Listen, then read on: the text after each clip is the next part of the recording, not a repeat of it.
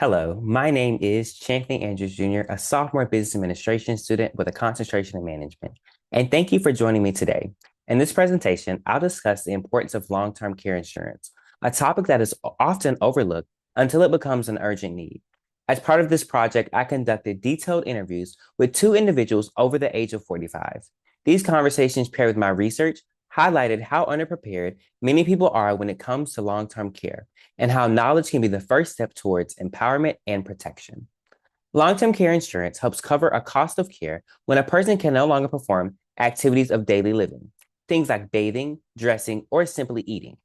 This coverage can apply to care received at home, in assisted living facilities, or nursing home. Policies usually come with an elimination period, meaning you'll pay for care out of pocket for the first 30 to 90 days before the insurance kicks in. Plans also typically have a daily or monthly benefit cap, a defined benefit period such as 2 or 5 years, and a maximum lifetime payout. With nursing home costs exceeding over $100,000 a year in some cases, long-term care insurance can be an innovative financial tool, especially as Medicare covers very little and Medicaid only helps those with a minimal income and assets. My first interview was with Wanda, a 55-year-old funeral service attendant and a part-time childcare provider. She never heard of long-term care insurance before our discussion. When I asked her what she thought it was, she guessed it might be something that helps during a long-term illness.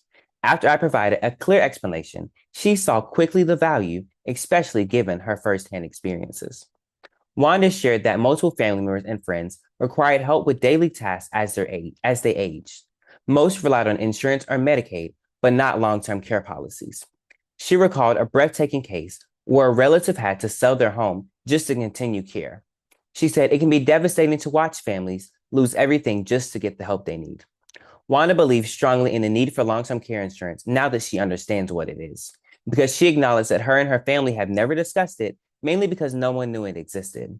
She has verbally expressed her care preference to her family, but hasn't legally designated a healthcare proxy yet.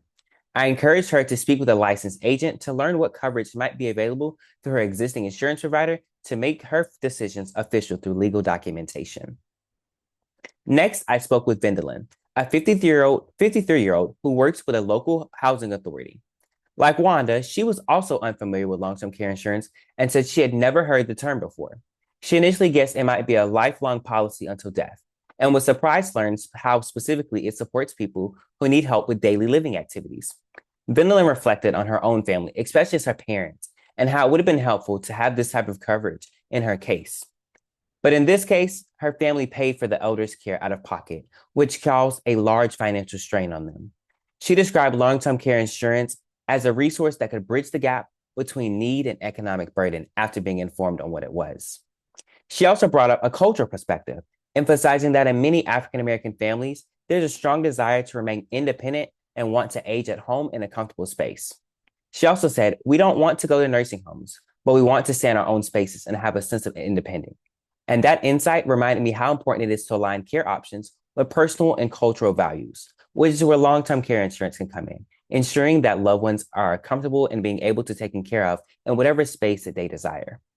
She has legally designated her sister as her healthcare representative and has expressed a real motivation to explore policy options now that she is informed. I directed her to check with her current provider to see what long-term care options are available for her. Both of my consultations revealed a central theme: lack of awareness.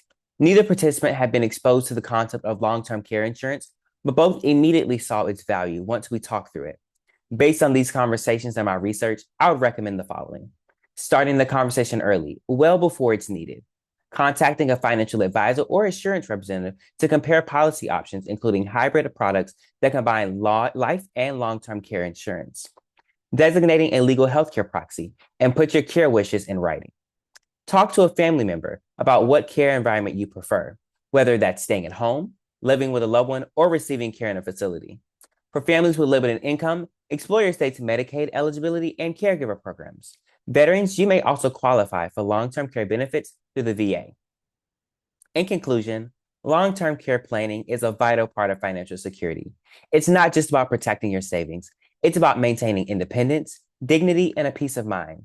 These interviews reminded me that the awareness and action can truly make a difference for future generations. Thank you for watching my presentation.